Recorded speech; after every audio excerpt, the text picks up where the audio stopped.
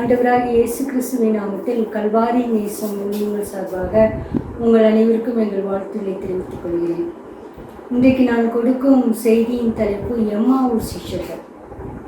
இந்த எம்மாவூர் சீஷர்களின் காரியத்தை பற்றி லூக்கா 24ஆம் அதிகாரம் 13 முதல் 35 வரை காணலாம். ஏனென்றால் லூக்கா அதிகாரத்தில் மட்டும்தான் இந்த சம்பவம் பதிக்கப்பட்டுள்ளது. இங்கு ஆண்டவராகிய இயேசு கிறிஸ்து உயிர்த்தெழுந்த காலையில் அந்த சாயங்காலமோ மத்தியானமோ 2 சீஷர்கள் எருசலேமை விட்டு எம்மாவூர் என்னும் ஒரு கிராமத்துக்கு போகிறார்கள். கிட்டத்தட்ட 7 அல்லது 8 மைல் தொலைவில் உள்ள எம்மாவூர் என்ற ஒரு கிராமத்துக்கு போகிறார்கள். அவர்கள் எதனால் எருசலேமை விட்டு செல்கிறார்கள் என்று காரணம் புரியவில்லை.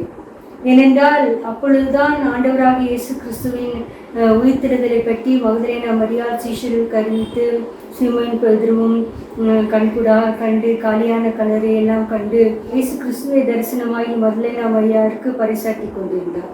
ஆனாலும் அவர்களேனோ அந்த காரியத்தை நம்ப முடியவில்லை. எப்படி அவர் உயிர்த்தெழுத முடியும்? அவர் இறந்து விட்டாரே, சிலுவையில் அழைத்து கொண்டு விட்டார்களே, இதெல்லாம் அவருக்கு ஒரு கலக்கம். என்னென்ன ஒரு புது புது காரியங்களாக நாம் கேள்விப்படுகிறோம். எங்கே இங்கே எருசலேம் நகரத்தில் இருந்தால் நம்மளுக்கு ஏதோ ஒரு ஆபத்து வந்து விடுமோ என்று சென்று அவர்கள் எம்மாவூர் என்னும் ஒரு கிராமத்திற்கு செல்கிறார்கள். லூக்கா 24:13. அன்றைய தினமே அவர்களில் 2 பேர் எருசலேமுக்கு 7 அல்லது 8 மைல் தூரமான எம்மாவூர் என்னும் கிராமத்துக்கு போனார்கள். பிரியமானவர்களே, இங்கு அவர்கள் ஆண்டவராக இயேசு கிறிஸ்துவின் உயிர்த்தெழுதின் நற்செய்தியை கேட்டு எருசலேமில் அவர்களுக்கு இருக்க ஏனோ மனம் இல்லை. காரணம், அந்த உயிர்த்தெழுதல் நற்செய்தி அவர்கள் நம்ப மறுத்தார்கள். அதனால்தான் அவர்களில் 2 பேர், அவர்களில் என்று கூறும் பொழுது நிச்சயமாகவே சீஷர் கூட்டத்தில் உள்ள 2 பேர் தான் அங்கு சீஷர் கோட்டத்தை விட்டு அவர்கள் 8 மைல் தொலைவான எம்மாவூர் என்று கிராமத்துக்கு போனார்கள். காரணம், அவர்கள் பயந்து விட்டார்கள். இங்கே நாமும் அந்த உயிர்த்தெழுதல் நற்செய்தியை சொல்லினால் மற்றவர்கள் நம்மை கொலை செய்து விடுவார்களோ என்று பயந்து எருசலேமே விட்டு போக தீர்மானித்து விட்டார்கள். நாமும் கூட அநேக தரங்களில் ஆண்டவராக இயேசு கிறிஸ்துவின் உயிர்த்தெழுதலின் நற்செய்தியை மற்றவர்களுக்கு பறைசாற்ற பயப்படுகிறோம். ஏனென்றால் அவர்கள் என்ன சொல்லுவார்கள், நம்ப மறுப்பார்கள், நம்மை அதிக கேலி பண்ணுவார்கள், கூடுமானால் நம்முடைய எல்லா காரியத்தையும் ப்ரமோஷன்ஸ் எல்லாம் தடுத்து விடுவார்கள் என்று ஆண்டவராகிய இயேசு கிறிஸ்துவின் காரியத்தை மற்றவர்களுக்கு சொல்ல பயப்படுகிறோம். ஆனால் அவ்வாறு இருக்கக்கூடாது. இங்கு 2 சீஷர்கள் இங்கு எருசலேமை விட்டு எம்மாவூர் என்று ஊருக்கு கடந்து செல்கிறார்கள். அப்பொழுது இவர்கள் பேசிக்கொண்டு போகையில் ஆண்டவராக இயேசு கிறிஸ்துவை பற்றி தான் பேசிக்கொண்டு செல்கிறார்கள். அவர் வாக்கிலும் நல்ல தீர்க்கதரிசியாக இருந்தாரே, எப்படி அவரை கொலை செய்து விட்டார்களே, நாம் அவர்தான் ஒரு ராஜ்யத்தை ஏற்படுத்துவார் என்றெல்லாம் நினைத்து கொண்டிருந்தோம். ஆனால் இப்படி செய்து விட்டார்களே என்று அவருடைய சிலுவையில் மரணத்தை பற்றி தான் சிந்தித்து கொண்டு செல்கிறார்கள். அவர் உயிர்த்தெழுதலின் நற்செய்தியை பற்றி சிந்திக்க அவர்களுக்கு மனம் இடம் தரவே இல்லை. இந்த நேரத்தில் ஆண்டவராக இயேசு கிறிஸ்துவும் அவரோடு சம்பாஷணையில் கலந்து கொள்கிறார். லூக்கா 24:15. இப்படி அவர்கள் பேசி சம்பாஷித்துக் கொண்டிருக்கையில் இயேசு தாமே சேர்ந்து அவர்களுடனே கூட போனார். 16. ஆனாலும் அவரை அறியாதபடிக்கும் அவருடைய கண்கள் மறைக்கப்பட்டிருந்தது. பிரியமானவர்களே, அவர்கள் கலக்கமுற்றவர்களாக, பயமுற்றவர்களாக, திகிலடைந்தவர்களாக எருசலேமை விட்டு செல்லும் பொழுதும் கூட இந்த காரியத்தை குறித்து அவர்கள் பேசிக்கொண்டே செல்கிறார்கள். அவர்களுக்கு அதிக துக்கம். காரணம், ஆண்டவராக இயேசு கிறிஸ்துவை சிலுவையில் அறைந்து விட்டார்களே என்று.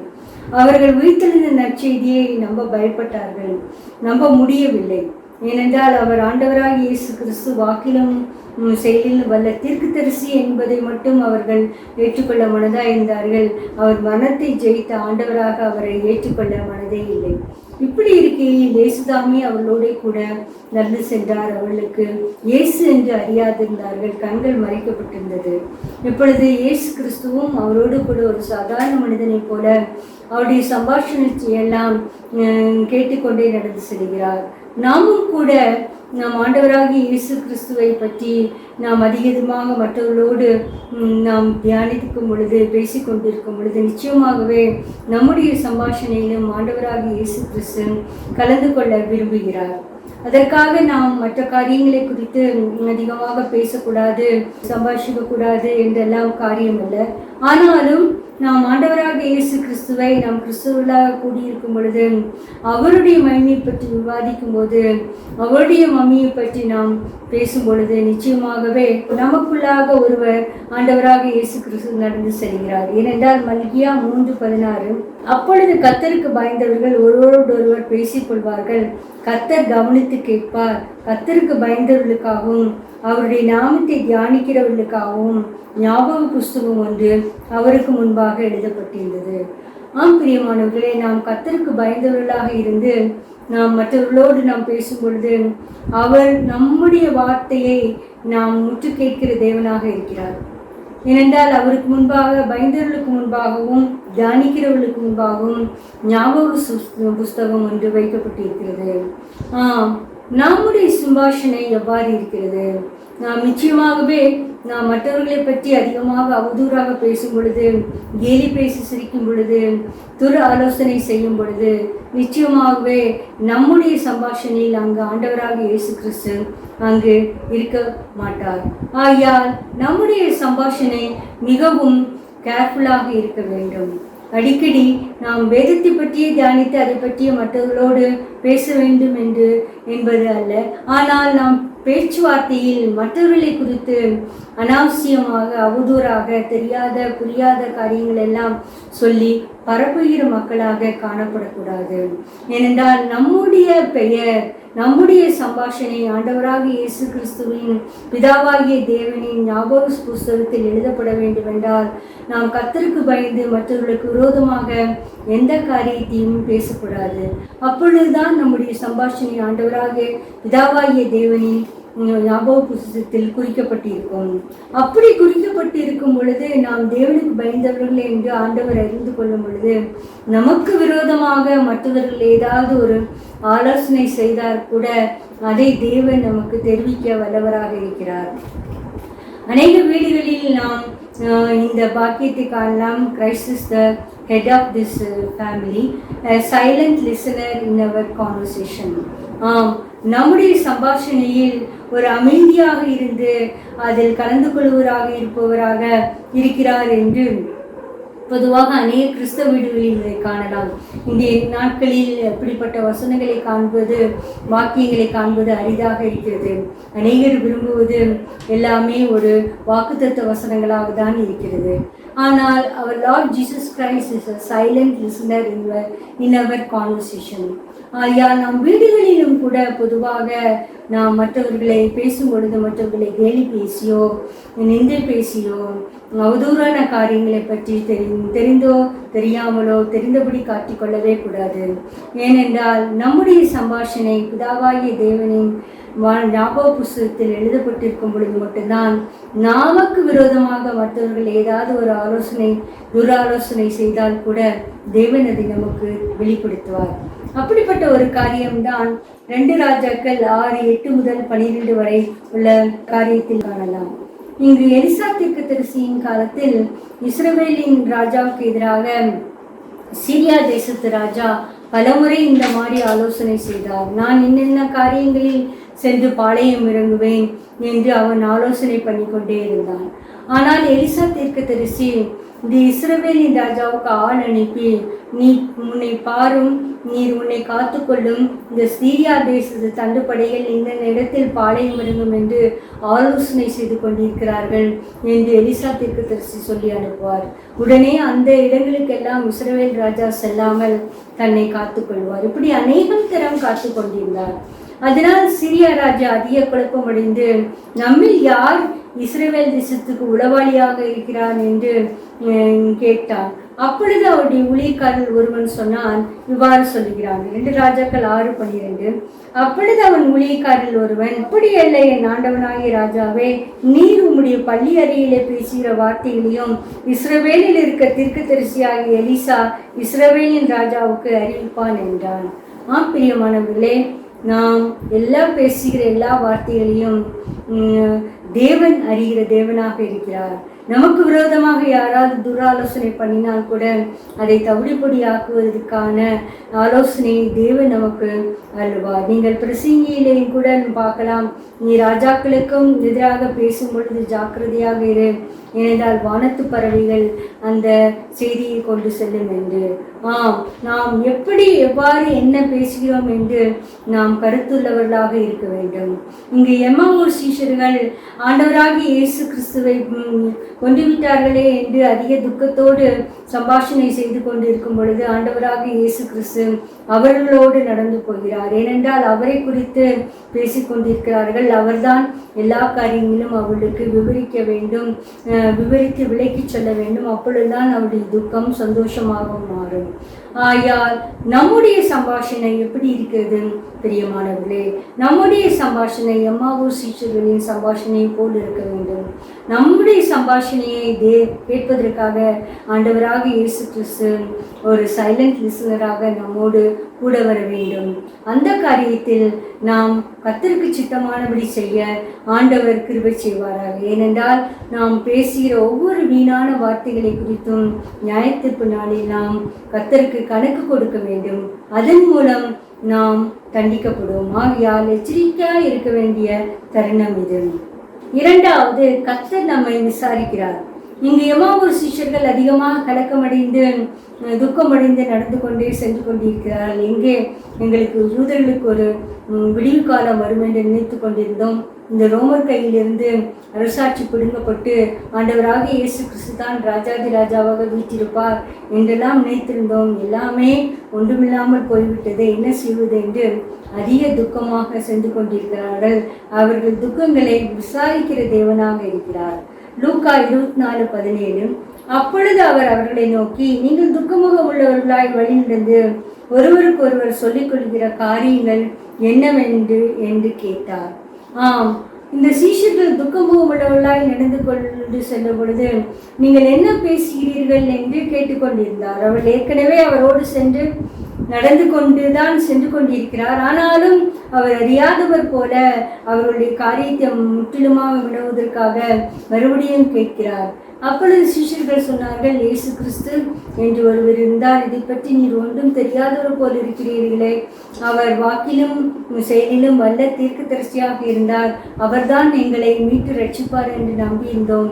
ஆனாலும் இவர்கள் அவரை கொண்டு போட்டார்கள் 3 நாளைக்கு முன்பாக. இன்னும் மற்றொரு ஆச்சரியமான செய்தி, ஸ்திரீகள் கல்லறைக்கு சென்ற பொழுது இன்று காலையில் அவர் உயிர்த்தெழுந்த செய்தியை சொன்னார்கள். அவருடைய கல்லறை காலியாக இருக்கிறது என்றெல்லாம் ஆண்டவராக இயேசு கிறிஸ்துவிடமே விவரித்தார்கள். ஆகையால் அவர்கள் மிகவும் துக்கமுகமாக இருந்தது ஆண்டவரை கொண்டு விட்டார்களே என்பதுதான். அவர் எங்களை ரட்சிப்பார் என்று இருந்தோமே, எங்களை ரட்சிக்க முடியவில்லையே என்றுதான். ஏனென்றால் ஆண்டவராக இயேசு கிறிஸ்துவின் வல்லமை அதை காட்டிலும் ஒரு பெரிய வல்லமை, உயிர்த்தெழுந்த வல்லமை என்பதை அவர்களால் நம்ப முடியாமல் இருந்தது. ஆகையால் ஆண்டவராக இயேசு கிறிஸ்து அவர்களோடு சென்று பல்வேறு காரியங்களை அவர்களுக்கு எடுத்துக்காட்டி, வசனங்களை எடுத்துக்காட்டி, இப்படிதான் ஆண்டவராக இயேசு கிறிஸ்து நாம் பாடுபட வேண்டும் என்றெல்லாம் அவர் விளக்கி சொல்கிறார். நாமும் கூட துக்கமுகம் உள்ளவர்களாக இருக்கும் பொழுது ஆண்டவராக இயேசு கிறிஸ்துவுக்குள் இருந்து நமக்கு ஏதாவது ஒரு பிரச்சனை காரியத்தினால் துக்கமுகமாக இருக்கும் பொழுது நிச்சயமாகவே தேவன் நம்மை விசாரிக்கிற தேவனாக இருக்கிறார். ஏனென்றால் சங்கீதம் 55 சொல்கிறது, அவர் உங்களை விசாரிக்கிறவரானபடியினால் உங்கள் கவலைகளை எல்லாம் அவர் மேல் வைத்து விடுங்கள். ஏதோ நாம் நினைத்து கொண்டிருக்கிறோம், நமக்கு வருகிற துன்பங்கள் துயரங்கள் எல்லாவற்றிலும் ஆண்டவர் நம்மை கண்டுகொள்ளாதவர் போல் இருக்கிறார்கள் என்று. இல்லை பிரியமானவர்களே, உயிர்த்தெழுந்த ஆண்டவராகி இயேசு கிறிஸ்துவின் வல்லமை நம்மோடு கூட நடந்து நம்முடைய துக்க முகத்தை விசாரிக்கிற தேவனாக இருக்கிறார். ஆகையால் நாம் அவரிடம் எல்லா பாரங்களையும் சொல்ல வேண்டும். இந்த 2 சீஷர்களும் தங்களுடைய காரியங்கள் எல்லாவற்றையும் ஆண்டவராகிய இயேசு கிறிஸ்துவுடன் தான் பகிர்ந்து கொண்டே செல்கிறார்கள். அவர்கள் வேறொருவரிடமும் செல்லவில்லை. இயேசு கிறிஸ்து என்று அவர் அறியாதிருந்தும் அவரிடம்தான் பகிர்ந்து கொண்டே செல்கிறார்கள். அதுதான் அவர் நம்மை விசாரிக்கிற கர்த்தர். பழைய ஏற்பாட்டு காலத்திலும் இவ்வாறு தான் நடந்தது. நியாயாதிபதிகள் 6ஆம் அதிகாரத்தில் பார்த்தீர்கள் என்றால், இங்கு கிதியோன் என்னும் ஒருவர் இருந்தார். அந்த காலத்தில், கிதியோனின் காலத்தில், இஸ்ரவேல் புத்திரர் மீதியானின் கையில் அடிமைப்பட்டு அதிகமாக 7 வருடம் துன்பப்படுத்திக் கொண்டிருந்தார்கள். மீதியானவர் ஒரு பெரும் காற்றை போல் புசல் போல் வந்து அவர்கள் பருத்து வைத்த பயிர்களையும் மாடுகளையும் கழுதைகளையும் ஓட்டிக்கொண்டு போய்விடுவார்கள். ஆகையால் மற்ற இஸ்ரவேல் ஜனங்கள் தங்களுக்கு அர்ணிப்பான காரியங்களை குகைகளிலும் கண்மலைகளிலும் தெரிந்து கொண்டார்கள். அவர் சாதாரணமான வீடுகளில் வசிக்க முடியவே இல்லை. இங்கே கிதியோன் கூட தான் அடுத்த கோதுமையை ஆலைக்கு பக்கத்தில் போரடித்து கொண்டிருந்தார். ஏனென்றால் அங்கு கதிர்கலத்தில் போரடித்து கொண்டிருந்தால் மீதியானர் வந்து அவர்கள் கோதுமை அனைவரும் அள்ளி கொண்டு போய்விடுகிறார்கள். அதையால் பயந்து அறுத்த கோதுமை கட்டிகளை கொண்டு வந்து ஆலை, திராட்சை ஆலை இருக்கும், அல்ல என்றால் அங்கு ஒலிவமர ஆலை இருக்கும். அவர்கள் அங்கே போரடித்து கொண்டிருந்தார். அவர்கள் எண்ணெயெல்லாம் தேடுவதற்கு எடுத்துக்கொண்டு போவதற்கு அதிக சிரமம். அங்கு தானியங்கள் என்றால் அப்படியே வாரிக்கொண்டு சென்று விடுவார்கள். ஆகையால் அவர் போரடித்து கொண்டிருக்கிற பொழுது அங்கு கர்த்தருடைய தூதனானவர் இறங்கி வந்து கிதியோனை பற்றி விசாரிக்கிறவராக இருந்தார். பராக்கிரமசாலியை கர்த்தர் உன்னோடு இருக்கிறார் என்று கூறினார். ஐயால் அப்பொழுது கிதியோன் சொன்னது, ஆண்டவரே, நான் பராக்கிரமசாலியாக இருந்தால் எங்கள் இஸ்ரவேல் ஜனங்களில் தேவன் செய்த அற்புதங்கள் என்ன? என் பிதாக்கள் அத்தனை அற்புதங்களை சொல்லியிருக்கிறார்களே, அவைகளில் ஒன்றும் கூட இப்பொழுது பலிக்க மாட்டிருக்கிறது. நாங்கள் மீதியான கையில் எவ்வளவு சிரமப்படுகிறோம் என்று கூறினார். ஆனாலும் கர்த்தருடைய தூதனானவர் கிதியோனை கொண்டு அந்த இஸ்ரவேல் ஜனங்களை ரட்சித்தார். நீங்கள் நியாயாதிபதிகள் 6ஆம் அதிகாரத்தில் இது முற்றிலும் காணலாம். இங்கு கர்த்தருடைய தூதனானவர் என்று கூறுவது ஆண்டவராகிய இயேசு கிறிஸ்துவை தான் குறிக்கிறது. பழைய ஏற்பாட்டு காலத்தில் ஆண்டவராகிய இயேசு கிறிஸ்துவை கர்த்தருடைய தூதனானவர் என்றுதான் குறிப்பிடப்பட்டிருப்பார்கள். அதே போல்தான் அந்த கிதியோனை விசாரிக்க வந்த கர்த்தருடைய தூதனானவர் இங்கு எம்மாவூர் சீஷர்களோடும் கூட சென்று அவரை விசாரித்து கொண்டே செல்கிறார். அவருடைய கவலைகளை எல்லாம் கேட்டுக்கொண்டே செல்கிறார். பிரியமானவர்களை, நம்முடைய ஆண்டவராக இயேசு கிறிஸ்து நம் கவலைகளை விசாரிக்கிற தேவனாக இருக்கிறார். நாம் கவலைப்படும் போது ஏதோ கண்டுகொள்ளாத தெய்வம் அல்ல. ஆகையால் இதை கேட்டுக்கொண்டிருக்கிற பிரியமானவர்கள், நீங்கள் ஏதாவது ஒரு காரியத்தினால் அதிக துக்கமடைந்து மனசோர்வடைந்து இருக்கிறீர்களோ, உங்கள் காரியங்கள் எல்லாவற்றையும் உங்களை விசாரிக்கிற கர்த்தரிடத்தில் சொல்லுங்கள். ஆண்டவராக இயேசு கிறிஸ்துவிடம் சொல்லுங்கள். நிச்சயமாகவே உங்களுக்கு ஒரு தீர்வு உண்டு.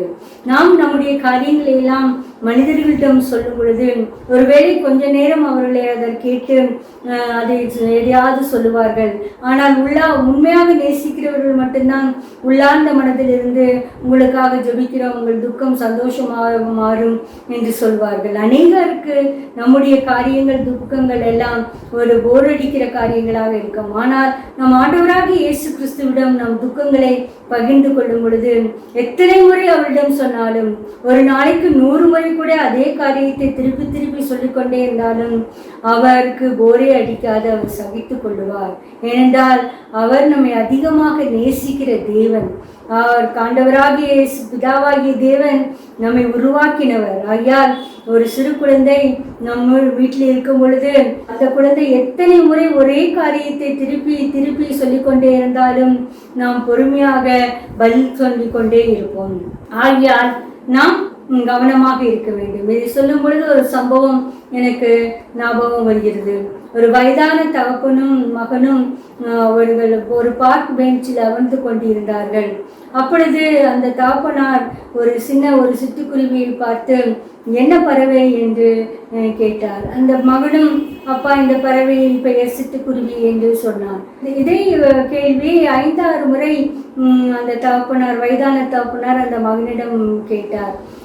அவர் சற்று எரிச்சலிருந்து, என்ன அப்பா, இது உங்களுக்கு தெரியாதா? எத்தனை தடவை சொல்லுவது, நான் இது ஒரு சிட்டுக்குருவி என்று எரிச்சல் அடைந்து சொன்னார். அப்பொழுது அந்த வயதான தகப்பனார் சொன்னார், நான் 23 வருடங்களுக்கு முன்பதாக நீ சிறு பையனாக இருந்த பொழுது, இதே பார்க் பெஞ்சில் இருந்த பொழுது, நீ இந்த கொஸ்டினை நீ என்னிடம் ஒரு 20 முறையாவது கேட்டிருப்பாய். அப்பொழுது நான் சலிக்காமல் பதில் சொன்னேன் என்று கூறினார்.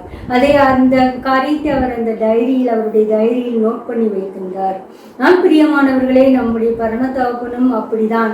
நாம் ஒரு காரியத்தை திரும்ப திரும்ப நம் மனத்திலிருந்து பாரம் இறங்கும் வரை ஆண்டவராக இயேசு கிறிஸ்துவிடம் பிதாவாகிய தேவனிடம் சொல்லும் பொழுது அவர் சோர்ந்து போகவே மாட்டார், எல்லாவற்றையும் சகித்துக் கொள்வார். நம் மனிதர்களிடம் சொல்லும் பொழுது இந்த மகன் தன் அப்பாவின் கொஸ்டினை கேட்டு அழைத்துக் கொள்வது போல்தான் மனிதர்கள் அழைத்து கொள்வார்கள். ஆனால் நாம் பரமபிதாவிடம் ஆண்டவராக இயேசு கிறிஸ்துவிடம் சொல்லும் பொழுது நிச்சயமாகவே நம்முடைய பாரங்கள் இறக்கி வைக்கப்படும். அதுதான் எம்மாவூர் சீஷர்களோடு மனக்கலக்கங்கள் தீர்க்கத்தக்கதாக ஆண்டவராக இயேசு கிறிஸ்து நீங்கள் ஏன் துக்கமுகமாக இருக்கிறீர்கள் என்று வினவி சென்றார். மூன்றாவது, இயேசு கிறிஸ்து வசனங்களை விலக்கி சொல்லுவார். இவர்கள் துக்கத்துக்கான காரியம் ஆண்டவராக இயேசு கிறிஸ்து சிலுவையில் அறிந்ததுதான். ஆகையால் அந்த காரியத்தை ஆண்டவராக இயேசு கிறிஸ்து எம்மாவூர் சீஷர்களுக்கு விலக்கி சொல்கிறார். லூக்கா 24, 25, 26, 27. அப்பொழுது அவர் அவர்களை நோக்கி, தீர்க்கதரிசிகள் சொன்ன யாவையும் விசுவாசிக்கிறதுக்கு புத்தி இல்லாத மந்த இருதயம் உள்ளவர்களே, கிறிஸ்து விதமாக பாடுபடவும் தமது மகிமையை பிரவேசிக்கவும் வேண்டியதில்லையா என்று சொல்லி மோசே முதலிய சகல தீர்க்கதரிசிகளும் எழுதின வேத வாக்கியங்கள் எல்லாவற்றிலும் தம்மை குறித்து சொல்லியவைகளை அவர்களுக்கு விவரித்து காண்பித்தார். பிரியமானவர்களே, நம் ஆண்டவராக இயேசு கிறிஸ்து நாம் ஏதாவது ஒரு வசனத்தை வேதத்தில் குறித்த ஒரு வசனத்தை குறித்து கலக்கமுற்று இருக்கும் பொழுது அதற்கான விளக்கத்தை அவர் கூற வல்லவராக இருக்கிறார். நம் ஆண்டவராக இயேசு கிறிஸ்துவிடம்தான் நாம் வேதத்துக்கான ஒரு விளக்கங்களை கேட்டு அறிய வேண்டும். இங்கு ஆண்டவராக இயேசு கிறிஸ்து நாம் தீர்க்கதரிசிகள் சொன்ன எல்லா காரியத்திலும் நாம் கண்டிப்பாக பாடுபட்டு உயிர்த்தெழ வேண்டும். அப்பொழுதுதான் ஒரே தரம் கிருபாதர பலியாக நான் வார்க்கப்பட்ட வேண்டும். அப்பொழுதுதான் உங்களுக்கு பாவ மன்னிப்பு நிச்சயத்தை கிடைக்க வேண்டும். அப்பொழுதுதான் நீங்கள் பிதாவின் தேவனை பரமத தேவனை பிதாவை என்று கூப்பிட முடியும் என்றெல்லாம் தான் மரித்து உயிர்த்தெழுந்ததற்கான காரணத்தை அவர்கள் விளக்கி சொல்கிறார். அவர் கடிந்து கொள்ளப்பட்டார்கள். விசுவாசிப்பதற்கு திராணி இல்லாத மந்த இருதயம் உள்ளவர்களே, புத்தி இல்லாத மந்த இருதயம் உள்ளவர்களே. பிரியமானவர்களே, நாமும் கூட நம் ஆண்டவராக இயேசு கிறிஸ்துவை விசுவாசம் இல்லாமல் இருக்கும் பொழுது நாம் எப்படி இருக்கிறோம் என்றால் புத்தி இல்லாத மந்த இருதயம் உள்ளவர்களாக இருக்கிறோம். நாம் நினைத்துக்கொள் உலக பிரகாரமான காரியங்களில் நாம் எல்லாவற்றிலும் அதீதமான புத்திமானாக நடந்து கொண்டிருந்தாலும் நம் ஆண்டவராக இயேசு கிறிஸ்துவை விசுவாசிக்கிறதுக்கு மனம் இல்லாமல் இருக்கும் பொழுது ஆண்டவராக இயேசு கிறிஸ்துவை அவருடைய வாயிலிருந்து பகர்ந்த காரியம் அவரை விசுவாசிக்கிறதுக்கு புத்தி இல்லாத மந்த இருதயம் உள்ளவர்களே. நாம் எவ்வாறு இருக்கிறோம்? நாம் ஆண்டவராக இயேசு கிறிஸ்துவை விசுவாசித்து அவருக்கு முன்பதாக புத்திமான்களாக காண்கிறோமா? இல்லை என்றால் அவர் புத்தியில்லாத மந்த இருதயம் உள்ளவர்கள் என்று நம்மை குறிப்பிடுகிறாரா என்று நாம் சிந்திக்க கடமைப்பட்டுள்ளோம். ஏனென்றால் நாம் வேதத்தில் உள்ள எல்லா வசனங்களுக்கும் விளக்கங்களை விளக்கி தருகிறவர் அவரே. பரிசுத்த ஆவியானவர் தான் விளக்கி சொல்லுவார். இப்படிப்பட்ட ஒரு சம்பவம் அப்போஸ்தலர் 8ஆம் அதிகாரத்தில் நாம் காணலாம். இங்கு எத்தியோப்பியா ராஜஸ்திரீ கந்தாக என்பவளுக்கு மந்திரியும் அவருடைய பொக்கிஷங்களுக்கெல்லாம் தளபதியுமாக இருந்த ஒருவர் எருசலேமில் இருந்து புறப்பட்டு சென்று கொண்டே இருந்தார். அப்பொழுது அவர் ஏசாயா தீர்க்கதரிசியின் ஆகமத்தை வாசித்துக் கொண்டிருந்தார். அந்த ஆகமத்தில் அவர் அடிக்கப்படும் ஆடை போல் கொண்டு போகப்பட்டார் என்று ஒரு காரியத்தை வாசித்துக் கொண்டிருந்தார். ஆனால் அந்த காரியம் அவருக்கு புரியாமல் இருந்தது. அப்பொழுது பிலிப்புவை பரிசுத்த ஆவியானவர் நீ ரதத்தோடு ஏறிக்கொள் என்று சொன்னார். ஓடி சென்று ஏறின பொழுது அந்த மந்திரியிடம் நீர் எதை குறித்து படிக்கிறீர் என்று கேட்ட பொழுது இந்த காரியம் ஏசாயா தீர்க்கதரிசியின் ஆகமத்தை சொன்னார். அப்பொழுது இது புரிகிறதா என்று கேட்ட பொழுது இல்லை, எனக்கு புரியவில்லை என்று. அப்பொழுது அடிக்கப்பட்ட ஆடை போல் கொண்டு போடப்பட்டவர் நம் ஆண்டவராக இயேசு கிறிஸ்து தான். அவர் மரித்து அடிக்கப்பட்டார், அவர் 3ஆம் நாளில் உயிர்த்தெழுந்தார் என்று அந்த மந்திரிக்கு விளக்கமாக விளக்கி சொன்னார். உடனே அவர் அதை சந்தோஷமாக ஏற்றுக்கொண்டு உடனே ஞானஸ்தானத்துக்கு கீழ்ப்படிந்து வசனத்துக்கு கீழ்ப்படிந்தாராம். பிரியமானவர்களே, இங்கு எத்தியோப்பியா மந்திரிக்கு ஒரு முறைதான் இந்த சுவிசேஷம் சொல்லப்பட்டது. உடனே அவர் விசுவாசித்து வசனத்துக்கு கீழ்ப்படிந்தார்.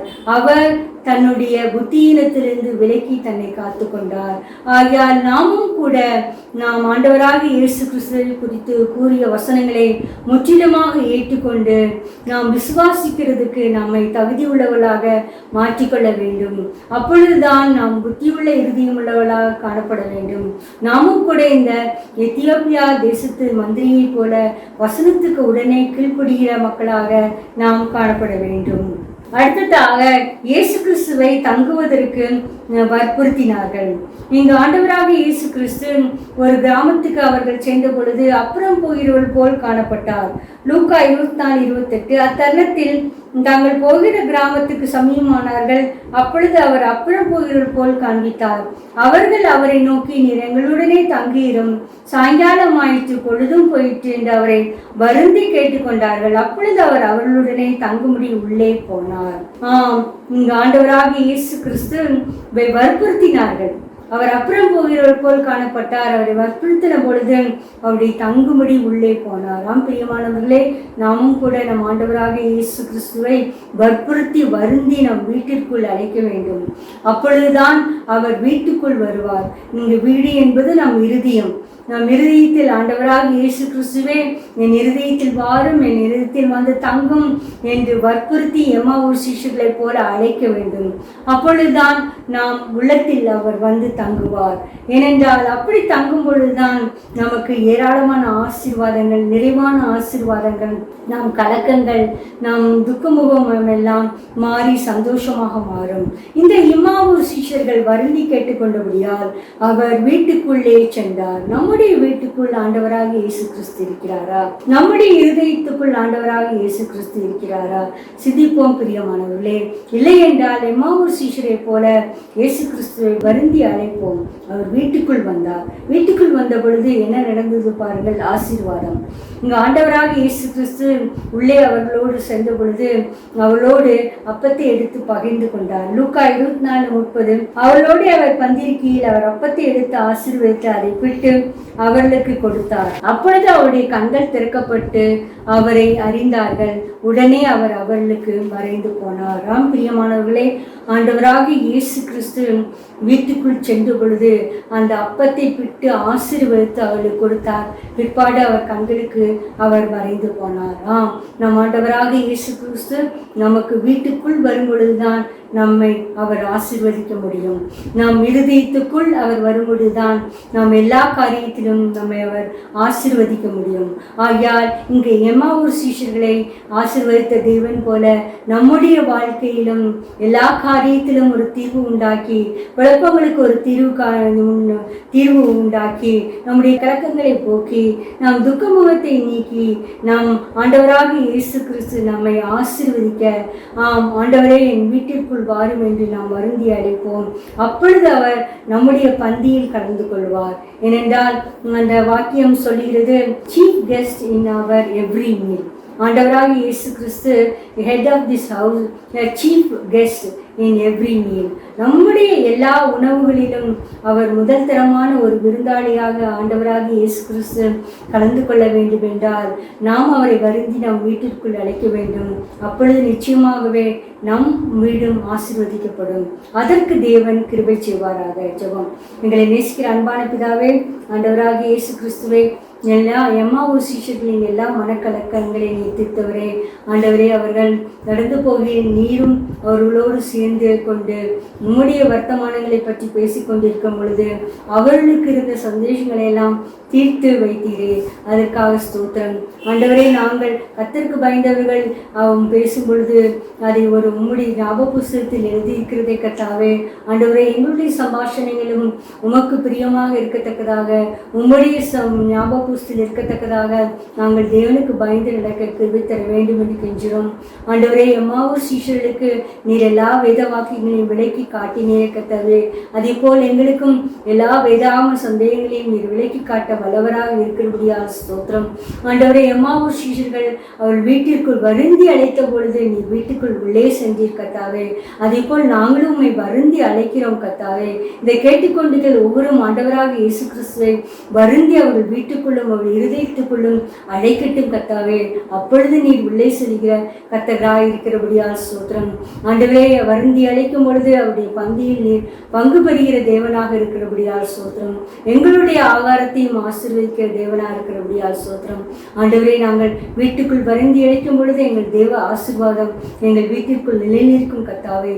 அந்த வெளியேறப்பெற்ற ஸ்லாக்கியத்தை எம்மாவூர் சீஷர்கள் கண்டு கொண்ட ஸ்லாக்கியத்தை நாங்களும் எங்கள் ஜீவியத்தில் பெற்று அனுபவிக்க கிருபை செய்ய வேண்டும் என்று கெஞ்சுகிறோம். இதை கேட்டுக்கொண்டு ஒவ்வொருடைய மனதிலும் கிரியை செய்ய போவதாக ஸ்தோத்திரம். எல்லா துதி கனம் உமக்கு செலுத்துகிறோம். இரட்சகரும் மீட்பருமாய் இயேசு கிறிஸ்துவை வேண்டிக் கொள்கிறோம் பிதாவே. ஆமென்.